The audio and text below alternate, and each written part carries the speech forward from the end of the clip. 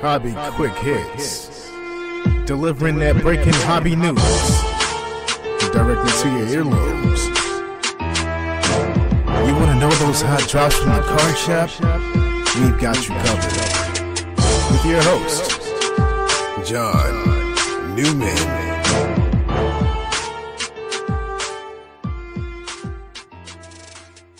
Hey everybody, episode 128, Hobby Quick Hits. A little different episode today. Normally we don't always have guests on the show. Every once in a while. Today's a guest episode. Asked my friend Danny Black to record this episode with me. We just saw some auctions at Heritage kind of finalize. He had some items. He's a broker. He had some items in that auction, and I just wanted to kind of do a state of the market auction sort of report. And some prices, we have, obviously the man will set a new record, but many thought it would actually bring more than that. And some other items didn't bring what analysts projected. And again, it's all subjective, right? But wanted to bring them on and kind of talk about sort of the state of the market, and maybe if you have certain items, anywhere from $500 all the way up, where maybe is the best place to put them to get to maximize your earning potential, if that's that's your thing. So we'll call this kind of a state of the market auction report with Danny. We cut a few segments out to make it happen, kind of a quiet news week. Anyway, so I hope you enjoyed the episode. I want to thank Danny for coming on. We're going to hear a word from a couple sponsors and then get this show started. MojoBreakShop.com is the best place to get your sealed wax products and brakes. They not only have the best selection, but the best prices. Whether it's a box or a whole case, they are your guys. They ship worldwide to your doorstep. Their reputation as one of the most trusted in the hobby goes unmatched. They are the 2021 Topps Rip Party Champion Breakers. From sports card to Pokemon cards, their selection can't be beat. They offer daily deals and pre-orders. Hey guys, John Newman here. Mojo's prices are already great, but to save an additional 10% off anything in their store, use the code QUICKHITS. That's QUICKHITS. Check out the full service store that's open 7 days a week in Santa Clara, California, or the website at mojobreak.com. Let's check out this week's hobby wax releases. Take it away, Owen. Hey guys, so I'm from Sports Card Shop. Let's go over the weekly releases. On the 7th, we have 2022 Topps Museum Collection Baseball. On the 8th, we have 2022-23 Upper Deck MVP Hockey. On the 9th, we have 2022 Leaf Metal Soccer, 2022 Onyx Baseball Premium, 2022 Panini Donruss Elite Football, 2022 Panini NXT 2.0 WWE Hobby, Pokemon Infernape V, Pokemon Sword and Shield Lost Origins Booster, Pokemon Sword and Shield Lost Origins Elite Trainer, Pokemon Sword and Shield Lost Origins 3-Pack Blister Pack, Pokemon Sword and Shield Lost Origins Blister Pack, Pokemon Sword and Shield Lost Origins Booster Bundle, and Tristar Hidden Treasures Basketball 2022. Thanks guys, see you again. Like the athletes we admire, the Sports Card Shop is changing the game. We're not launching threes, bombing drives, or hitting dingers, but we have built a unique gathering spot for all collectors to trade cards, talk sports, play games, and watch their favorite athletes on the big screens. Yes, we've partnered with Panini, Upper Deck, Leaf, Topps, Fanatics, Pokemon, and others to bring you all the latest in sealed wax and singles. But the Sports Card Shop in New Buffalo, Michigan is much, much more. Our recent expansion brings collectible sneakers, Hot Wheels, and more sports and entertainment memorabilia into the mix. Our new Collector's Cave game room is the perfect place to throw a rip party. Bring friends, rip packs, trade cards, play billiards, ping pong, shuffleboard, classic arcade, and Xbox games, all while watching your favorite sport on TV. Visit us at thesportscardshop.com. Follow us on social @_sportscardshop, or better yet, visit us in person to learn about special events, party packages, new products, and everything we're doing for you. The Sports Card Shop, connecting people, sports, and the hobby around the world. And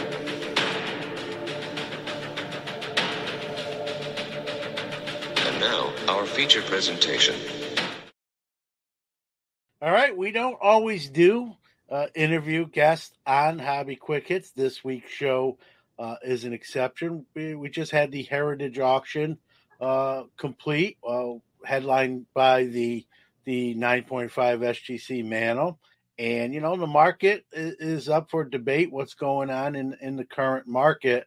And who better to have on my good friend Danny Black, who had brokered some items that were in that Heritage Auction. So we're not just going to talk about the Mantle or just those items, but being that he, his fingers on the pulse, and especially with that auction, I thought who better to bring on to kind of do this episode. So Danny, welcome. Welcome. Good to be here. What an exciting time for the hobby. Well, we just saw, here's the crazy thing. Let's start with, I know it's been played out, the Mantle, everyone and their mother's talking about it. Everybody, I saw a cooking platform post about it, but, it brought 12.6. I predicted at the National 12.7. And when I said that 12.7, I thought I might be even a little low. And then I read some other people's opinions, experts, air quotes, in the hobby, that analysis that thought it could bring 15, 16 million. So it didn't obviously hit that number. Like I mentioned, when I brought you on, you had some items in this auction. I don't know how much you want to talk about those or just in the market in general, but, your thoughts on overall and the Mantle, just everything, wherever you want to go here. Yeah, it's almost crazy where to begin. Let's start with the Mickey Mantle, because that's the 800-pound gorilla in the hobby right now. First of all, let's start with all the positives. We have a public sale of a card without the buyer's premium. The card passed 10 million. So let's just take a second and appreciate this is the first time a card without the buyer's premium, or an item without buyer's premium, any memorabilia, any card in the sports world crossed that $10 million mark, passing the Diego Maradona soccer jersey from the Hand of God goal. With the buyer's premium, we got to the 12.6. First point, I was with you in the National when you said 12.7, so I will verify your prediction. And unfortunately, by price of right rules, you, however, would lose. So, but you were that close. I had a feeling you were going to go to have to laugh. That's funny. But man, that was pretty close. That was fantastic. And the second point is, I think we should be able to celebrate this. That really is a monumental thing. However, for those of us that make a living out of this, there was a little bit of an underbelly. And you kind of touched on it, and let's just talk about it. A lot of people, and Heritage actually did a live broadcast on YouTube leading up to the auction and during the auction, and they spoke openly about their estimates of hitting between 15 and 16 million. And there's nothing wrong with that. I think that it's good to be enthusiastic, but as somebody who tries to help with their clients, it's hard to figure out where things are going to end up right now, and it's hard to know where and how to sell them. And I think this auction kind of showed a little bit of that. Yeah, there's another item in that auction, Danny, I'm sure you know about it, the Babe Ruth game used bat that was also used by Home Run Baker. It's autographed. Everyone thought it was a layup for over $2 million. It did not reach the $2 million level. So that's kind of what with this episode, it's just talking about, we're seeing price, and it's not even just auction items, but we're seeing some estimates not be reached. We can even go back a little bit further. It's not ancient history, but the whole LeBron 1-on-1 logo man, Ken Golden, who needs to promote that more. I hardly saw anything on that. But all joking aside, right? That obviously people will tell you that was the end result was really didn't match sort of the hype. We're seeing, a lot of the hype. And I get these auction houses have to promote their lots and what they're offering. I get it. But we're seeing a lot of these estimates not be reached. So we went from a point in the market where these estimates were being blown out of the water and had no problem being reached. And now, if you use that as sort of the guideline, they're falling short of these marks. And it's crazy to think that we're talking about a new record breaker, yet some people think like it's a bad indicator that it actually fell short of those $15-16 million projections. It's just crazy where we are, but that's where we are. You had a few items that you were directly related to in this heritage auction. I mean, I don't know how much you want to get into. I'll leave that up to you, but just kind of off what I just kind of said, you're even expanding on that. Yeah, thank you for the opportunity, because I really do want to talk about this. You and I talked a couple days ago after the auction, and I did have some items in there, and they did come in under the estimates.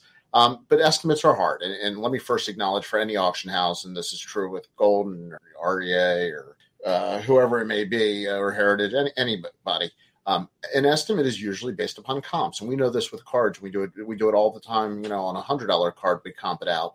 And when you start getting to these larger items, you're trying to comp them, and sometimes they're unique and sometimes they're hard to comp. I'll be completely fair. The items I was selling were extremely unique, although my wife will kill me for the grammar on that. You can only be unique. You can't be more unique. She'll correct me later. But it was a unique item. So things are hard to comp. And the question is, are the comps wrong, or is it a statement on the market? And that's really, where the conversation goes. Is it the comp, or is it the market? Because something's off when the numbers don't match. The Babe Ruth bet is a perfect example. I mean, to me, that if I had the money, that to me is what a treasure of an item that Babe Ruth bat is. Forget the 52 mantle; that's in a league of its own. We don't need to sell anybody on what a 52 mantle would be like to own. But I mean, a Babe Ruth bat, and it's an early Babe Ruth bat, and it's a young Babe Ruth bat, and those are almost impossible to find. I'll go a step further. Frank Home Run Baker's from Maryland. I'm a Baltimore guy. If I had that type of money, I love that bat. That's easily a $2 million bat. It came in at 1.6 with the buyer's premium. I mean, so you're talking about, 10%, 20% discount. And is that, once again, because the estimate was too high, or because the market's soft right now? And we keep hearing, or we've been hearing, for 6 months now, that the market's soft. But we heard that the high end was good. The auctions were still strong. And the LeBron triple logo, man, is a perfect example. And you joked about the Ken Golden thing, but let's do the math. If people are not familiar, when you have an item in an auction house, the auction house usually makes money in two directions. They usually charge the seller a fee to sell the item, and there's a buyer's premium. I've referred to that a couple of times. A buyer's premium is Heritage. It's public was 20%. And it's usually in that range. And that the buyer has to pay that. That's included in their price. That's not an extra fee. So the buyer coughed up $12.6 million for the mantle. The seller of the mantle looks at that 10.5 number, or whatever it was exactly, and that's what the seller is basing their income on the item off of. So the auction house is making money on the seller and the buyer. When you get an item like the logo man or the mantle, a lot of times those numbers get negotiated because the auction house does want the item for the publicity, for the marketing.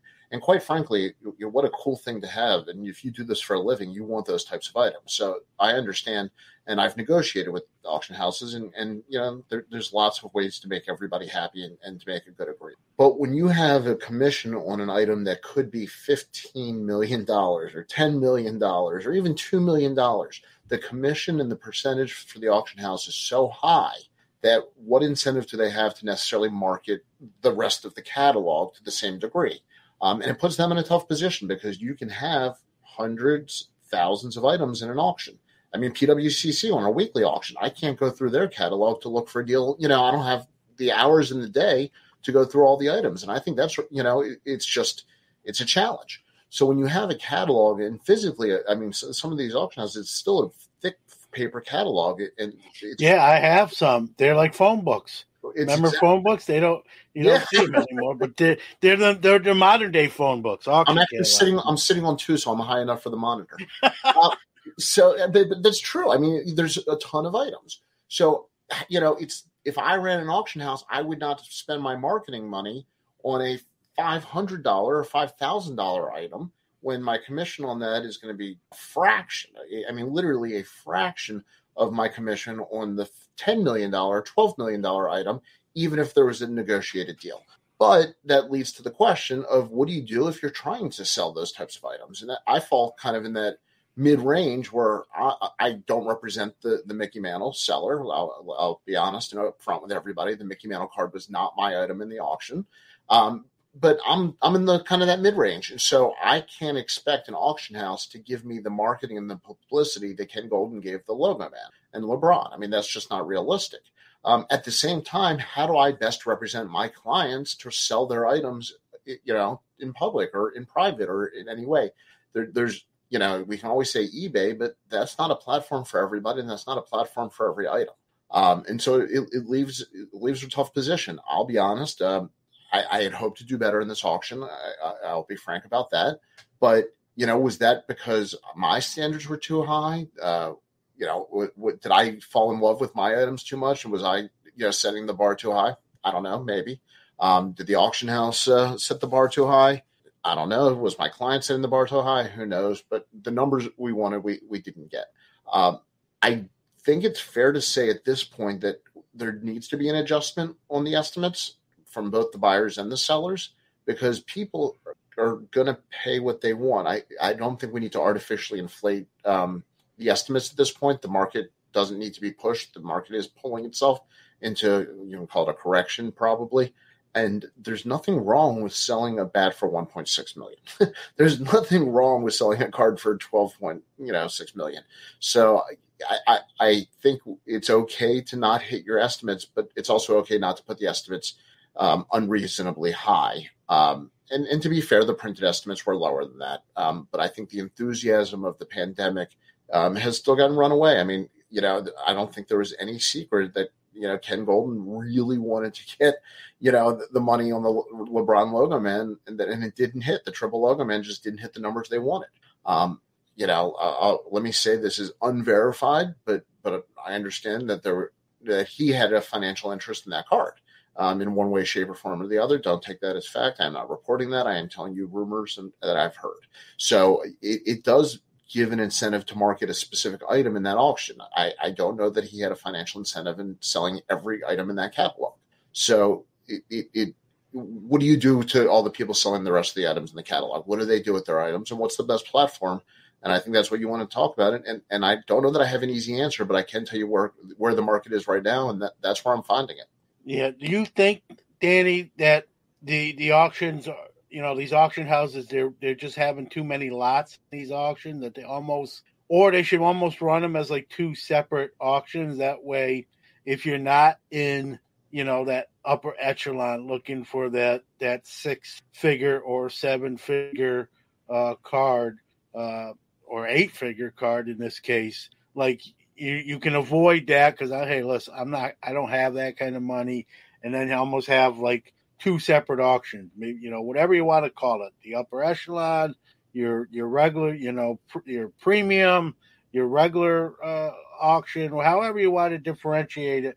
Or do you think even, I know some people may not like this, do you think it's sort of on the auction house to say, hey, we're really, those are great items, but we're not really looking for a bunch of $500 or $1,000 items. We're you know what I mean? There's buyers for those, but we're not the place for that. Your eBays, your personal vaults, all the online selling platforms list that stuff there. They're great items. We're not putting the items itself down. We don't want 1,000 lots. We're trying to make this a 300 lot auction rather than 1,000 lot auction, and that won't get into that top 300 at this particular time. I mean, what are the best options there? Yeah, I mean, it's a hard decision, and let me shed a little light on my personal situation. When you have a significant item or a unique item, one of the questions that the auction house and the client will discuss is actually which auction to put the item in. Most of the auction houses have a series of auctions throughout the year, and if you didn't know that, take that into consideration. There's probably, John, correct me if I'm wrong, 6 to 10 major sports auction houses, and most of those have multiple auctions a year. So do the math. I mean, you're in education, so that comes out to like 50 auctions a year of sports memorabilia. And if you take 50 auctions a year, conservatively at 500 items an auction, we're at 25,000 items that are being auctioned off a year. And I'm probably very, very low on that number. It is hard, like you said, it's a phone book on some of these auctions, and it's hard to get through everything, and it's hard for everything to get through to the public. I felt in my client's situation that the platinum auction was so important, so significant, that it was best in my client's eyes to be in that auction with that exposure.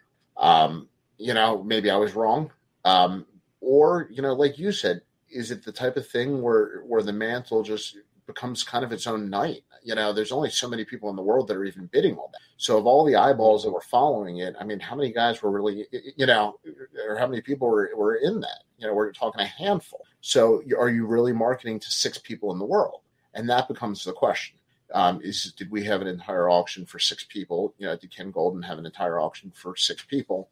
And that's a legitimate, fair question when you talk about 2 auctions or separating them, because the rest of the auction doesn't get the attention that those 6 people got. I love the idea of some sort of modified system. I think that restricting the items is a good idea, but sometimes, and I'll be fair to the auction houses, and my client had one main item, and there were several other items that went with it. He wanted everything to be in the auction. The auction house is in a tough position because they, are going to be frank, most likely agree to that. So it adds some lower end items to the auction that now they have on their catalog. So there are 2 sides to that coin. But there are a lot of items that people just can't get to. And, you're a big sports fan. I'm, a big sports fan. We could go through these catalogs for days, and probably get our eyes crossed, just trying to keep up with the prices, the items, the dates of the auction. You have to have in your first bid, then there's extended bidding and what time, and there's a strategy to when you bid and when you don't bid. I mean, it's overwhelming. It can get confusing even to someone who's experienced. So I'll make this the short version of the story. When I was trying to get my 48 Leaf Jackie, I went on to these auctions at these auction houses, and there was a few. I didn't wind up winning, but I had been the leader, and then extended bidding happened. And so for the quick, lesson about extended bidding, it basically, the auction ends, but anyone that placed a bid within that time, they extend the auction where only those people can up the current bid. And the auction doesn't close, and every auction house might have their own set of rules, but the general rule is the auction's final when there's no higher bid after 30 minutes. And so when the auction closed on one of these Jackies that I was bidding on, I was leading. I looked at them like, okay, and I realized there was extended bidding. Someone outbid me within that first 30 minutes. I came over the top of him again, and then someone else went over the top of me for a second time, and then it was out of kind of where I had budgeted for that particular card, and so I didn't get it that route. But and so there's so many different things. Going back to this specific heritage auction, Danny, that we talked about that Ruth Bath. That's an incredible piece of history, incredible piece of memorabilia, but no one really talked about it during the auction itself. Because why? The mantle the 9.5 SGC mantle overshadowed literally everything in the auction. Do you think, is this even viable? Can you do like a 1-lot auction for an incredible piece like the man where can you do almost like a separate auction? Or how do you do that? I mean, in the sense, if it's the same company, it's still going to be kind of what everyone's looking at. I mean, it's such a great question. It's really hard because as content creators, especially people who are at the National, I think the content creators hold some responsibility because as content creators, how many people covered the Ruth bet over the mantle? Everybody rushed to cover the mantle card. So that was a lot of free press that's not on Heritage Auctions. So there was, the content creators didn't cover a lot of other items in the auction. So, I want to be fair about that. And I'll give a shout out to Ryan Nolan, who I saw going around covering a lot of the Heritage auction. And he does a great job. But, Heritage didn't hide from the fact that the Mickey Mantle was the all-star, of the auction. And it should be. What a fantastic card. I don't want to knock the card. This is not about knocking the item itself, but it's about the item itself being so disproportionately cool and pricey compared to everything else. And does it steal the spotlight? Yeah. I think is what you're asking. And it does. And I think maybe it should have just been its own night. I mean, the auction was 2 nights anyway. You could have made Mickey Mantle the grand finale on the second night. And that, we could probably go prime time with that, for the money people are spending. And like you said, it's covered on the Food Channel or the cooking show or whatever you saw it on. Let's turn it into primetime TV. Let's have people, watching this. That's a great thing to watch because there's only 5 or 6 people bidding on it. But the rest of the auction maybe should, be its own thing. But I've got a question for you. As somebody who's bid online, can you imagine if you were tracking more than the Jackie at the same time? Could you keep up with multiple items? It's tough. Well, listen, when I was on the hunt for that card, I was tracking multiple Jackies, and it's difficult. And then, you got to be careful, right? What if I win 2? I only really want 1. I can only afford 1. What if I just somehow, and hedging my bets, if the chips fall right or wrong, depending on how you look at it, I win both of these auctions out of, I'm bidding on 6. What if I'm the high bidder in 2? I really only want 1 of these. Now, I know you can buy it and then just relist it and try to sell, but you still got to pay for it up front. They don't let you relist it without paying for it first. So those thoughts are in my mind, right? Especially when you're hunting for one specific type of card, right?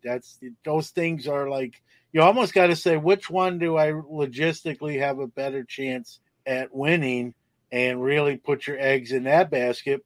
But doesn't just because you do that doesn't mean you're going to win that auction, right? And I think that's exactly the challenge of these big auction catalogs, like you mentioned. Yeah. So I don't know what we're seeing. This is the other thing I wanted to touch on tonight too, Danny. We're seeing a lot of these private sale set records, right? How many times we get a news release, a hobby news release? Hank Aaron rookie, a new record for the Hank Aaron rookie. PWCC private sale vault. Golden has private sale. A lot of the auction houses themselves have private sales. Like, as a seller and a buyer, I mean, do you think this is maybe a better option for one or the other? Both? I mean, what's your view on private sales versus auction, where there's always going to be commissions. Don't let anyone fool you, but the commissions may be different. You're not necessarily bidding against a bunch of people. You're just negotiating a price one-on-one with the buyer and the seller type of deal. I mean, what are your thoughts with these private sales versus, auctions? I actually think it's a great opportunity for somebody to create a niche in the market is for the private sales of a lot of these items that are not Mickey Mantle or Babe Ruth. I thought, like I said, an amazing item in the auction that didn't do as well. If I had maybe, the connections for this item were not in Baltimore and not in my sphere is one of the reasons I worked with an auction house. If I had somebody that could have connected me with private buyers for these types of items, I would have absolutely been interested. You don't need everything to be public. And I'll tell you, in this situation, it was not great that everything was public on some of the stuff that happened behind the scenes. And so a lot of times the private buyer will give you not only the anonymity, but it might give you, hey, I know so-and-so collects Toronto Blue Jays, items. So, you're selling this Toronto Blue Jays World Series ring. Let me call Joe in Toronto, and I know he might be interested. Well, that's a fantastic skill and network, but it's multi-sport across the country, and that's hard, which is why most people go into an auction for the exposure. And that's why eBay, is the 800-pound gorilla, because nobody gets more eyeballs. So I love the idea of a private sale, but it's always a matter of connections. So that's why, like you said, it's going to come down to the major players anyway. You're still dealing with the PWCC. You're still dealing a lot of times with the same auction houses and the private sales. And so then they're back to their same connection of buyers. And a lot of people may not know this, but the amount of real big players, when you start getting over $2 million, shrinks very fast in these auctions. And so I think that there's a little misnomer out there that we're talking about tons of people. You're not when you get into that range. Now, when you drop into the $20,000 range or the $10,000 range, which is a lot of money for me, and I'm not buying that stuff every week or at all. But for a lot of people, that's a very affordable price, and it's significantly more. When I say significantly more, we're talking maybe a couple dozen over, for items in the Babe Ruth range, and we could be talking about tens of thousands for a $10,000 item. So it's a huge difference. So a private sale to me, is great on a high-end item, but it's also great if you've got a specific niche and know a specific buyer, so you don't get lost in the ocean with the other fish, and that's the advantage. Yeah, great points, and you're right. People, we hear all these record-setting cards. I think people probably don't realize it's only a handful of people that are vying for that card. But all you need is two people, right, to drive the price up at the end of the day, and that's what sometimes it boils down to. As we're coming down the stretch here, we kind of started with the mantle. It brought the 12.6 with the buyer's premium, 9.5 SGC. People tend to forget there's 3 PSA 10s in existence. So let's pretend, right? You own one of those, Danny Black. You have a PSA 10 52 tops mantle. You saw what the 9.5 just went for. But you also see what's going on in real world macroeconomics. Things aren't great in those terms. You have the PSA 10 mantle. Do you sell now off piggybacking off what the 9.5 SGC sold for? Or do you say, you know what? I got the card. It's already paid for. I paid a lot less than what it's eventually going to sell for. I'll just wait till things in the world sort of right in and straighten up and get better, and the hobby, some of those prices start to trickle back up, and then all of a sudden you'll see this listed for auction. I mean, how do you play that if you own one of those 3 PSA 10 mantles? Well, first of all, if I own one of those PSA 10 mantles, I am running around naked and showing everybody that I have the card. But I think the reality of it is, if you own one of those, you probably don't need to sell it. And let's be frank. Once again, we're talking about a very small group of people. I mean, you and I can probably name the owners of the PSA 10 mantles. That's how small of a club it is. I mean, we know who has them. And the 9.5, you and I could do an hour on the background. That's got a history and a whole nother story that gives it a different provenance than the 10s. So that would create a whole nother discussion. And we, you and I could do 4 hours just comparing those two. But from a macro standpoint, I think it's good to let it breathe a little bit. I don't know that piggybacking right away, right now, today, does you any favors. I think whatever dollar you could get today, you can get in 6 months, you can get in a year. I don't think that card's ever lost anybody money. I think that's actually a fact. So it's something to, unless you need to sell, there's no reason to piggyback on it now is the short answer. Yeah, I agree with you. If I own one, like you said, I probably, own a lot of other things that I don't necessarily need to sell that card. If I was going to sell that card, I would probably wait a little bit till things sort of get a little better market-wise, and then all of a sudden, hey, look what I'm putting up for sale. And again, we saw what happened with the 9.5. Sure as heck what would happen if a PSA 10 reached the market for availability. It's been, most people are trying to say it could bring $50 million. Again, take that with a grain of salt, right? Analyst predictions. We just did a we just spent some time on that. It'll be a problem, unfortunately. Don't start doing estimates on me now.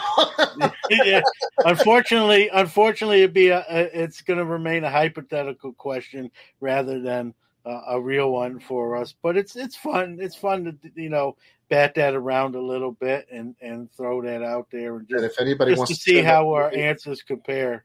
And if anybody wants to send us money, you can reach us through our websites for the Mickey Mantle Fund. We're accepting. That'll be a GoFundMe that lasts like we'll sell 20 shares. years. We're doing our own fractional shares. Yeah. Well, Danny, I appreciate you coming on, man. And as someone who's was involved directly in that auction, this is what you do as well.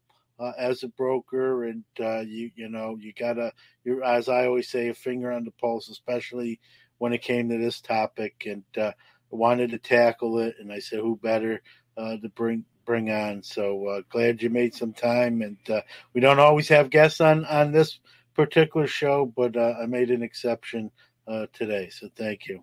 Well, I think this is probably the shortest conversation you and I have ever had. It is. Speaking of record breakers, it takes us this long to say hello. So we can. Who cares about the Mantle record? Exactly. It's the shortest Danny Black, John Newman conversation ever recorded. So it's only because you're the best, my friend. I am honored that you had me on. For the quick hit, and it's always a pleasure to talk sports and hobby with you. Well, thanks, man. I'm sure we'll do it again. So, yeah, and I'm gonna I'll plug myself if you're looking for me. SportsBalt, yes. sportsbalt.com, because I got yelled at. I think the last time I talked to you, I didn't tell anybody who I was or how to find me. So my wife yelled at me. SportsBalt.com. There you go. Great stuff as always from Danny. All right, thanks, Dan. Thank you very much. All right, that's gonna do it for this week's Hobby Quick Hits. Hope you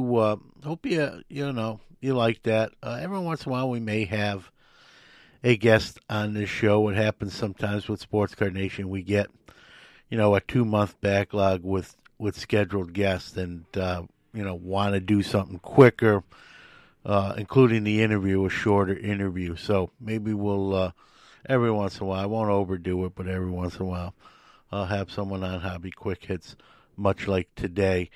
The hobby, like we said, is doing, fairly well. The hobby's not dead. A lot of people writing obituaries. It's just the market, based on a lot of things, right? What's going on in real time is not, what we kind of got spoiled with a year and a half ago, right? I think we got spoiled, myself included. I sold a lot of stuff at peak, right? And, everything can't stay that way forever. So I hope you enjoyed the episode. Next week on this very program, no guest, but we're going to talk about a gentleman, piggybacking off that Mantle and the, provenance of it being from the Mr. Mint Alan Rosen find and purchase. We're going to do one of our hobby histories. Last time I did one with J. Warren Bowman, and this one's going to be obviously Alan Rosen, Mr. Mint from New Jersey, passed away in 2017, but we're going to, learn about him. Even though, he only died 5 years ago, much of what his impact was felt mostly in the 80s, some of the 90s, but a lot of maybe the younger set don't know as much about him. And, sort of a polarizing dude, kind of a love-hate kind of guy. Most, people either loved him or hate him, and nowhere in between. So another hobby history next week, Alan Rosen, Mr. Mint. We did that Bowman one about 2 months ago, so every so often, every 6-8 weeks, we'll do another hobby history where we learn about someone that's no longer with us and their impact and what they brought and meant to the hobby. So with that being said, we'll see you next week for the Mr. Mint episode. As always, check us out our Friday show, Sports Card Nation, with this week's guest is going to be Mike O from YouTube. So have a great day. Have a great week. Stay well. Be safe. We'll see you soon.